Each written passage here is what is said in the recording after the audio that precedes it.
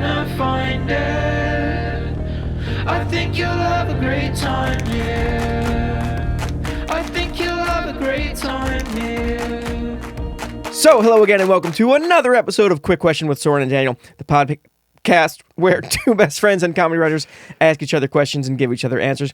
I am one half of that podcast, the senior writer for Last Week Tonight with John Oliver, author of How to Fight Presidents, the book, and guy who has never used a mind palace, Daniel O'Brien, joined as always by my co-host, Mr. Soren Bowie. Soren, say hello. Hello, everybody. I'm Soren Bowie. I am a writer for American Dad. I am a frequent visitor of my mind palace to remember things, although a whole wing of it burned down recently. Oh, shit. Yeah. It's tough. There was someone named James, and he was a redhead, and I was like remembering flames, and that was just like this whole wing That's went tough. up. And so, yeah, there's a bunch of stuff that's gone at this point. But I'm rebuilding. That's good. Things are looking good. Yeah.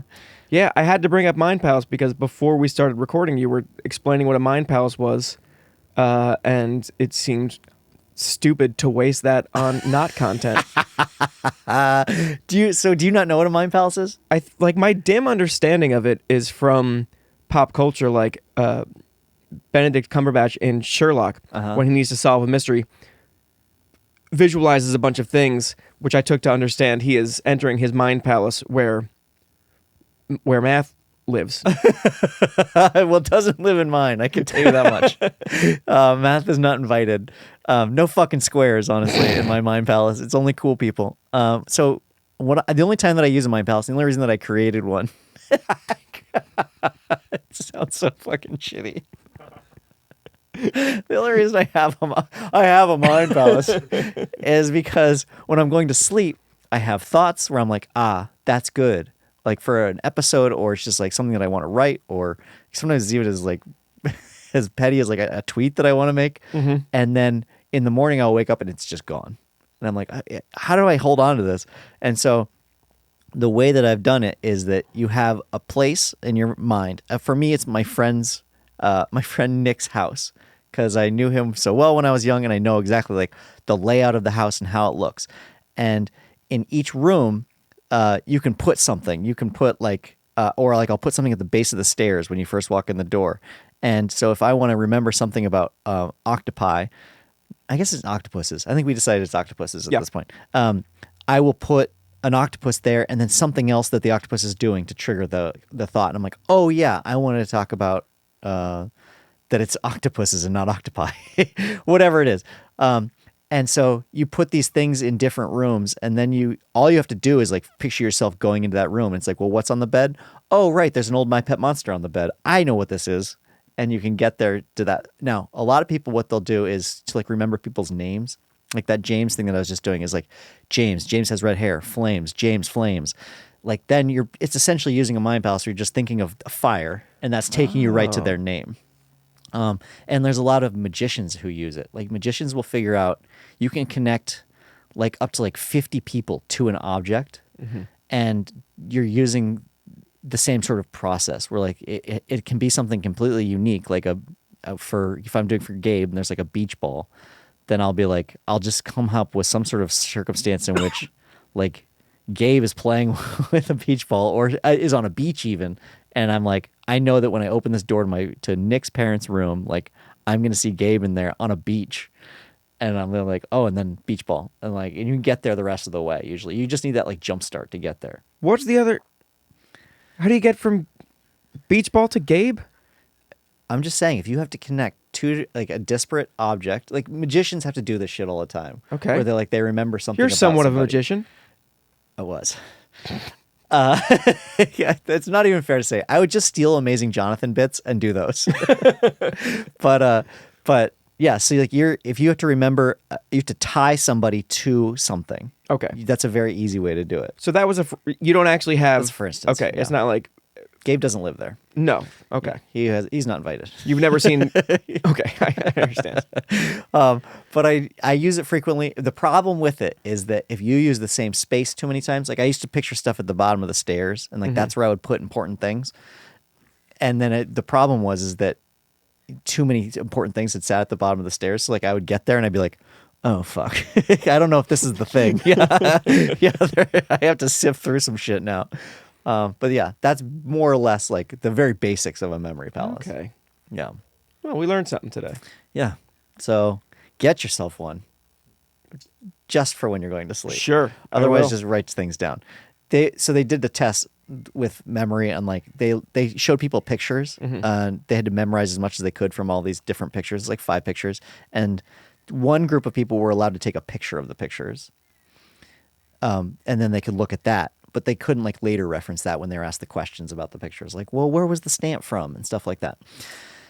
And what they found was the people who didn't take the picture actually did way better, because so frequently we find these things that like we can rely on as our auxiliary hard drives for like remembering things.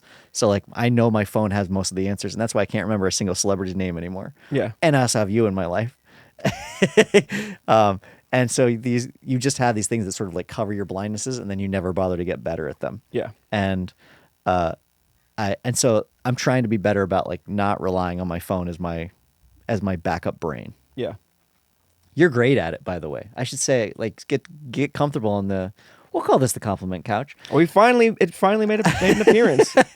Get comfortable on the compliment couch. You are so good at recalling information without looking at your phone. Thank you. I was wondering if there was a way to do as a cruel joke to blindfold you right this second and ask you to describe the items on the walls in this room that we've now been in total, I don't know, 5 or 6 hours. Yeah.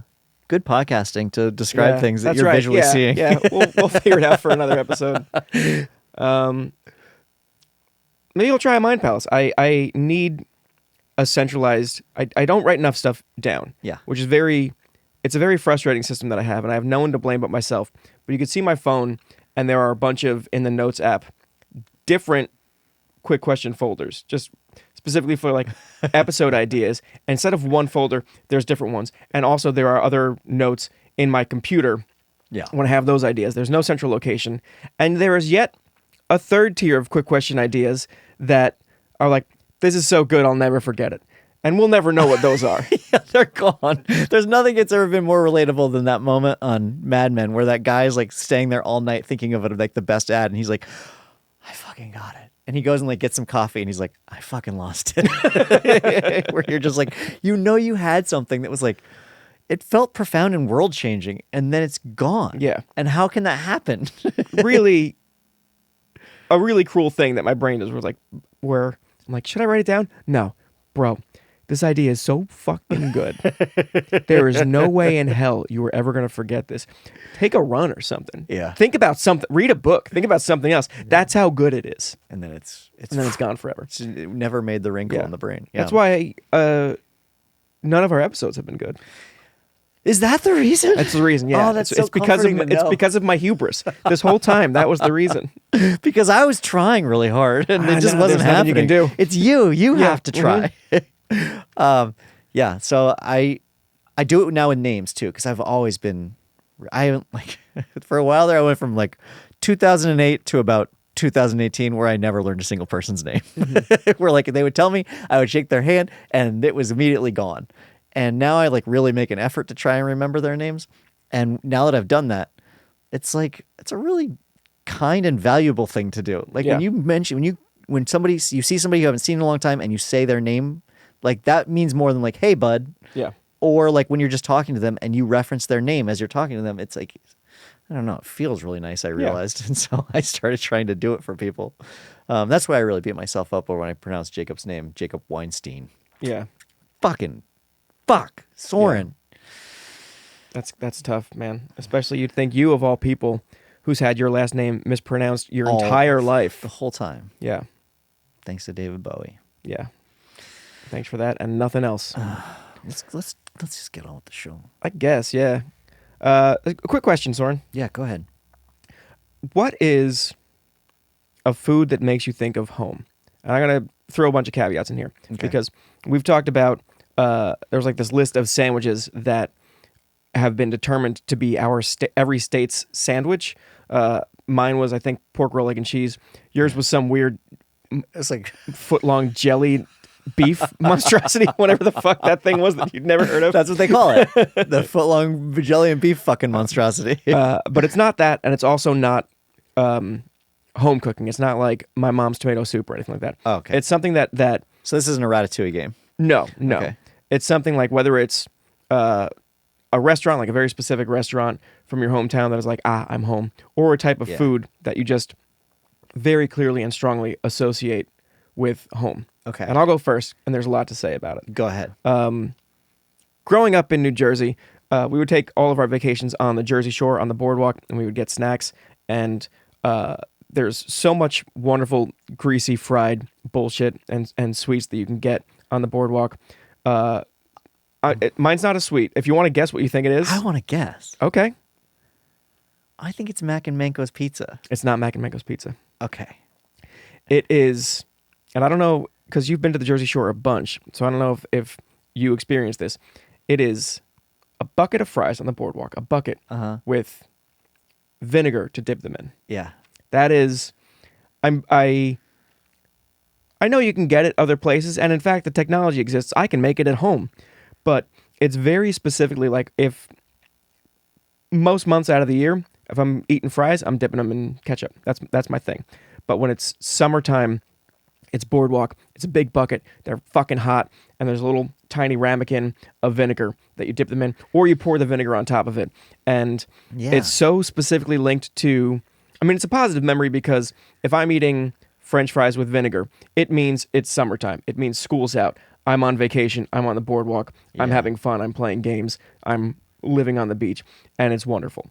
And it's so specifically tied to that nostalgia for me.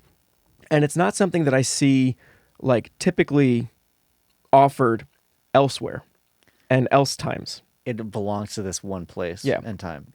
I do remember those buckets, but I remember them always being like people eating from those and being swarmed by seagulls. And maybe that's sure. only because they would like, there were so many fries that by the end they were just like, fuck it. Yeah. And they're just like throwing them up to seagulls. But in my mind, it's like, oh, I know exactly where you get those. And there's lots of seagulls there. Yeah. The seagulls will steal them. It's not even about throwing them. They'll take them right out of a kid's mouth. They don't give a shit. Okay. There was a couple years ago, I wish I knew how the story ended, but seagulls were becoming such a problem in Seaside on the Jersey Shore that a company came in with like larger birds of prey to scare off the seagulls. Hell yeah. And like just hearing the beginning of the story, it's like, then you're gonna need to bring in snakes to get rid of the big birds. Then Yeah. you're gonna need lions to get rid of the snakes. Like you have to see how this ends. You can't just keep introducing more villains into the story. Do you know what the birds were? No. Oh, that's so exciting. I wonder if they were actually hunting the seagulls. Sleeside Heights, that's what we called it. Me and the kids.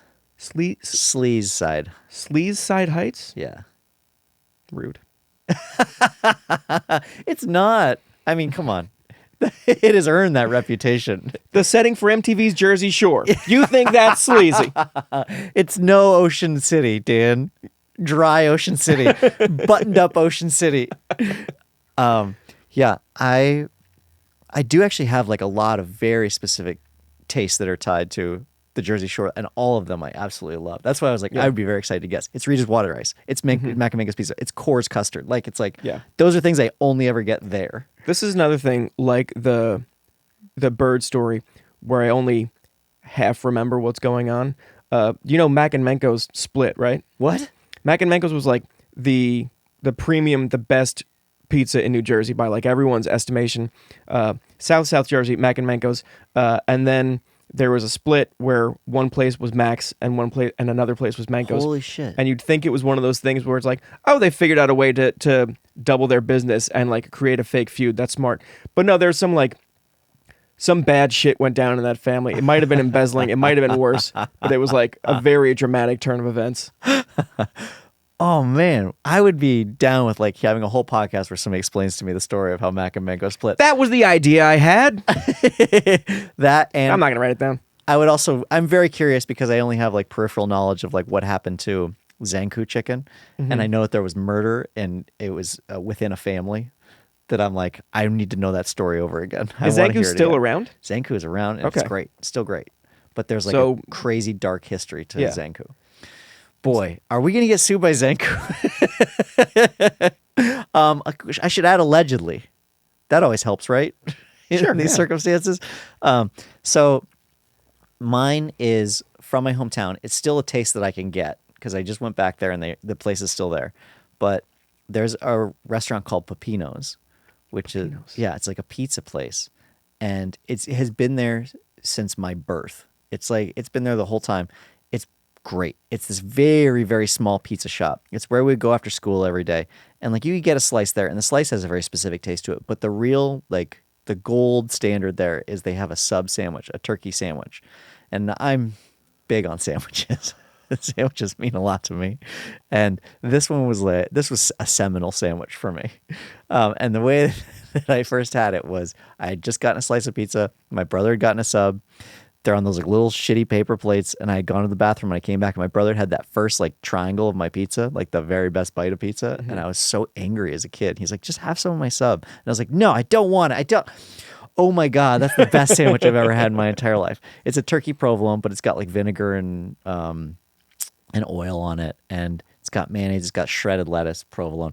Oh yeah. And like the bread they bake there, and it's just like the perfect sandwich. I love it so much. And I have a lot of memories as a kid of us getting those, and I couldn't eat the whole thing, so I would eat half of it at night, and then the next day I would have like this thing to look forward to. Whether we were about to go up to one of the huts in Colorado, I would bring it with me. Like there's just a lot of memories tied to that specific taste. And Was Pepino's far from home?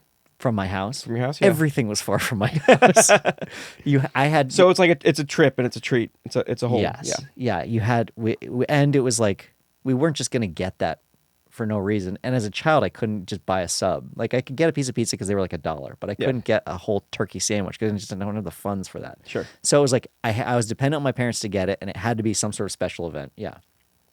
And I would get these, and it was. Every single time I was like pumped the whole day for 2 days because I had the sandwich 2 days in a row. And I went back there just the other day, and like the place has gotten a little bit bigger. It's gotten a little more polished, but the sandwich is exactly the same. And I'm so happy. I threw my head back and rolled my eyes. I am really charmed by how much you love sandwiches and seeing it in your eyes and your smile, and like having had sandwiches with you, specifically when we would go to Bay Cities in Santa Monica for lunch. That was a thing that would be a special. It's expensive, so we wouldn't go there every day. Yeah. But like every couple of months, where one of us would just be like, Bay Cities. It was a real. We were very excited. It was a big deal. I would get a nice big sausage sandwich, and you would get probably turkey sandwich. A turkey sandwich. So it's so funny. Yeah. I'm willing to accept the fact. I can see objectively that as a sandwich lover, it's crazy that I am a turkey sandwich lover. Yeah. Like the most basic of sandwiches there is, like the most pedestrian there is. But if you get a turkey sandwich right, it's so good. And honestly, I feel like it's so easy to get a turkey sandwich right. So Right. It pisses me off that so many people get it wrong. Like there's so many places where I think turkey sandwich is inedible. I should not keep shitting on like really specific places in this podcast. So let me just say in general, there are a lot of like chains that like just can't fucking figure it out. Mm-hmm. And when they do, it's like, yes, it was so easy. It's this easy. You just have to have like the right ingredients and you're fine. And the right ratio. Yeah. I could go on and on about turkey sandwiches. Oh, but Bay Cities was like the very best one. And then Pepino's in my hometown was like, it was such a good sandwich. Yeah. That like, and just like, you have like a little bit of provolone sticking off the edge that that's a nice little bonus. You just peel that right off. You eat provolone by itself. Oh man, what a treat. Anyway, you took me back there. Yeah. Glad. I'm really happy about that. I have a Pepino shirt that last time I was there. I was gonna ask. Yeah, is there the last time you were there? Would you ever let the owners know, like, pretty big deal now? Got this podcast, work on this show. Upwards of 120 people will know about Pepino's if I mention it on our show. No, I have never talked to them about it. I think I'd be too starstruck to like talk to the manager. Is it? Do you know if it's like the family, like Mr. Pepino? I don't actually know the ownership. So eventually what happened was there's another town right next to us called Basalt, and they had Pepino's too. And there was a guy who worked at the original Pepino's who had been there since I was a child. And he was like, he had these massive Popeye forearms because he was like hauling pies in and out all the time. And then he was famous for when he would deliver them, he would ride his bike and he would have them in each hand and just be riding without the handlebars. That would drive me fucking crazy. He was the coolest. He was the coolest guy. And then he started his own. So when the Pepino's in Basalt started, He, I think, bought that version of the franchise, and so now it's named after him. Okay. I can't remember his name actually. It's like Steve or something like that. But Go that in the one wasn't- Mine Palace. where is Picture Where a is bucket of No, sand. That part burned down. That part burned. He's yeah, he had his own version of it. It was basically identical, but it was still like his. And I don't know what happened or if the original Pepino's ever changed ownership or not, but it's like they didn't change a thing. So like, if they did change ownership, this is how it should be done. Like Yeah. this is like if you're ever going to buy Zaslav, like everybody pay attention when you buy something new. Go back and look at like everybody who's loved it and be like, okay, let's keep everything that the people really liked about it, and then it will continue. It'll persist. Yes. Anyway, both of our networks are screwed. There was a restaurant that we used to love growing up. This is such a silly bonkers story. We would pass it on the bus ride to school in high school, and it was a building that was clearly another building before this. You know how you can sometimes tell that used to be an IHOP, Yeah. because of the roof or whatever. There was Pizza Hut's are dead giveaway. yeah. Taco Bell's, yeah. a restaurant with a large column coming out the top and a giant P, the letter P. And then way down below, there's the signage for the restaurant itself, which is a not exciting name. It was called Olin's Place. And if you're 14 or 15 years old, Olin is a very funny name to you because you've never heard it before. And you're driving to school, and the first time someone says, the P stands for Olin, we laughed our fucking heads off. And we would That's a say good it joke. every day on the way to school. And it was like such a small restaurant. It doesn't exist anymore, which is a shame. But it was like next to a tire place and a pit or something. It was just Yeah. like not a good spot for a restaurant. And one day, as a bit, me and all of my friends decided we're going to walk 6 miles to Olin's Place, chanting the P stands for Olin the whole time. And we're going to, like, as a bit, get food there. And we went there, and we were like, I'll take the world famous chili fries from Olin's Place, and I'll take a burger from Olin's Place, and then the first bite, oh, fuck. This is incredible. This is so good. And like Olin was there, the chef. It was like such a small thing that was like, yeah, I'm Olin. This is Olin's Place. I'm here every time that we're open and I'm cooking the food. And the waitress, I think, was either a lifer or also a member of his family. And we would go there all the time. And they obviously knew who we were because no one else came to this restaurant. Incredible. And it was such a great experience for us of like coming to this restaurant and then a period of time goes by. We come back. We're like, oh, the waitress is pregnant. Period of time goes by. We come back and there's a little like crib set up for the baby to play. And we're like, this is a real good, like good bookends for the seasons of television that is our lives. It's a beautiful montage we're creating. And it was like legitimately, we went there full, ready for full irony and to be like Yeah. assholes, basically, to eat at this restaurant once and then joke about it. And it was so good. It was keep going back. yeah. Yeah, that's in Culver City. There's a restaurant called Dear John's that, if you look at it from the outside, it's got this old ass sign. It looks like the type of place where you and your buddies would get a Steak Dianne. Like it's like you know, like those old places. Nobody knows what you're talking about. those old steak shops, or not steak shops. I mean, like a steak restaurant. There's no windows. Like you can't see inside. It's just like a big building, the windowless building. Is this not clear? Is this not registering with you? Is it registering with anybody else? No. No one knows what the fuck I'm talking about. Because you jumped into a whole voice, like that was a voice we'd all heard before. And you said Steak Dianne, which I'm sure is a great comedy specific. But everything you're describing is alien to me. You walk, it's one of those caves. You walk in a cave and there's like a tiny guy with giant hands playing a little kid's piano. One of those places. That's Dear John's. Fucking bugs coming from the ceiling, but they don't touch you. It's like these holdouts, these old steak restaurants that are like these holdouts of an older time, but like there's still enough of an appetite for that people are going to them, and they're these really dark places with like heavy tablecloths, and I can't believe that this is specific to me. Surely someone knows what I'm talking about. No windows. I can't stress that enough. Like completely dark in there, and And like you go in there and yeah, you get like a fucking I don't even know what a Steak Dianne is, but it's such like Sure. it feels like a something you No pull out of a time windows, capsule. heavy tablecloth, the floor, Legos, your hands, snakes. Like that, and you probably have to wear like a blazer in these places. And they feel so dusty to me in my mind because I don't go to these places. and so like I referenced Dear John's as like a throwaway joke in one of our writers' rooms as like these silly old places that still exist, and everyone stopped me and they're like, Dear John's is incredible. Have you not gone to Dear John's? And I'm like, no, of course not. And they're like, well, you got to. Like it's like one of the best restaurants. And I was like, okay, sorry. And they wouldn't let it go. Like they wouldn't let it go that I used this as my like, look at everything used to be so fucking weird. It's like like Goodfellas type of place. And I was like, everything used to be so weird. Like we don't want that in a restaurant anymore. That atmosphere is weird and like dusty. And everyone was like, stop.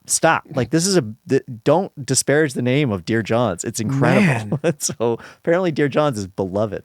Should we go? I guess we have to. We gotta go. Yeah, I don't know if we can get a reservation. It sounds like everybody loves it. Yeah, it also sounds like the place, like one of those places that doesn't have phones. It sounds like that kind of place. It's also one of those places that is in a spot. Its like location is sucks. It's like it's next to like a boxing gym, and then I think on the other side of it is maybe either a freeway entrance or a gas station. Great. Like, it should not be there, and I don't even know if you can park there. But apparently people love the hell out of it. So I can't wait to look it up. I guess that makes sense. These places that are these holdouts are holdouts for a reason. Yeah. They don't just stick around because everyone has like a love for old school mashed potatoes. Well, that I've always wondered because like in LA, one of the more famous old holdouts is a place in Hollywood called Musso and Frank's, which is one of the first restaurants in Hollywood or Los Angeles, something like that. And even if it's not, it is certainly one of the oldest that has just persisted. And what also has persisted is its menu. It hasn't updated its menu from its birth. There's still like Welsh rarebit and one of those meals where it's like a stick of celery with cream cheese and raisins on it, and that's like your meal. It's all like Mad Men stuff, and Yeah. you go in there and there's very old school maitre d's. They're like mostly lifers, like elderly gentlemen, Yeah, maitre d's and totally. waiters, and there's information that's like Hemingway sat there, Fitzgerald sat there, this famous, Marilyn Manson did this over there, and Marilyn Manson did this over there. There's only one thing we all know Marilyn Manson did. That's not the one. Yeah, Marilyn Manson removed his rib over there. That's the and I went there with my brother once, and it's fine. I think Oh. that's a place that is just It survives on nostalgia. yeah. Yeah, I think it's probably just for people like me, where it's like I'm 23 years old, my brother's visiting. Where should we go in Hollywood? yeah. We after an award show This once. is how we walk. Gotta get a Steak Dianne. After an award show once, we all went downtown to a restaurant that was in a train car. Do you remember that? Oh, I wasn't there for that. That was after the Streamy Awards that I Streamings. missed. Yeah. That was you went Pacific Dining Car. You went to. yeah.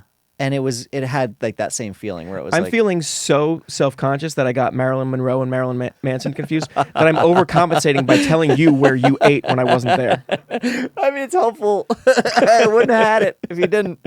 And that was a place that has like that same feel where it's like, I think people like this because of like the ambiance feels like it exists in a time Yeah. different than our own.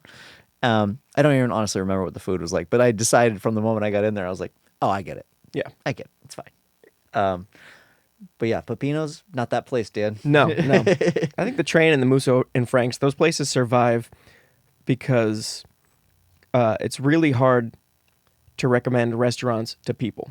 Like people that I don't know super well who are just like, hey, I'm going to be in LA. My go-to is going to be something like, well, where can I send them that's different than what they're used to? And it'll be a Musso and Frank's or something like that, or someplace like it won't be my favorite sushi place because I don't know you like that. It's Right. going to be like, well, this is you're in New York. There's a ninja restaurant, or there's a restaurant where the lights are out the whole time, and like, yeah, the food sucks, and yeah, you'll realize about 5 minutes in that you actually prefer the lights, but this is an experience, and that's what you're getting. I realize that I do that with Los Angeles all the time. I'll send people to places that I hate myself because I'm like, it's part of the experience. Yeah. You have to do it because everyone's going to ask about it. You got to go. Yeah. I, of course, would never go there, but you should wait in line and pay too much money. You have to go to the Ruby Tuesdays in over in fucking Man's Chinese Theater area. I will never go to either of those places, but you should probably go. Yeah. God, I love thinking about the food of my childhood. It Yeah. actually is really a treat. It's like when you get that smell that you haven't smelled in a long time and you're like, and it just, all of your memories flood back. Yeah. Yeah. Okay, well, I think we can end there. Great. You can follow us on Twitter if you'd like, or if you have more questions for us. Don't look at me. You can follow Daniel at DOB_Inc. You can follow me, Soren, at Soren_LTD. You can follow our show at QQ with Soren and Dan. There might be some underscores in there. I don't know. Yeah, just look it up. It's the QQ one. And you can email us at Gmail. No, you don't start with Gmail. You never start with Gmail. Gmail / Nobody has the address. It's crazy. You can follow us at, or you can mail us at quick question with Soren and Daniel at gmail.com. That it might be QQ. Is this going well? I think so. And you can our theme song is by Me-Rex, and you can find their music anywhere. Just type in Me-Rex, or you can find them at merex.bandcamp.com. And if you're watching this or you're listening to this, all the work that isn't Dan and I, so basically all the actual work was done by Gabe Harder and Jacob Weinstein. They laid every one of these bricks. They did. It's true. And that's everything. Yeah. No, fuck, I didn't do the YouTube. Yeah. Go ahead and smash that bell. So like and subscribe. You can find more of these videos at quickquestion.youtube.bandcamp.com. I love that in an earlier episode, we joked that one of these episodes, one of us would be on mushrooms and it'd be a game to guess. Everyone at home was like, oh, I got it. I got it. It's fine. At YouTube/quick question. QQ Podcast. That's our YouTube URL. Okay, you can find, if you just go to Cracked and go to After Hours, you'll find it all. It's all there. All right, bye. I've got a quick question for you, alright? I wanna hear your thoughts, I wanna know what's on your mind. I've got a quick question for you, alright? The answer's not important, I'm just glad that we could talk tonight. So what's your favourite? How did you get? When will I be remembered? Was it ever? Where did all the weeks know? Oh, forget it. Soren, Billy, Daniel O'Brien, two best friends and comedy writers. If there's an answer, they're gonna find it. I think you'll have a great time here.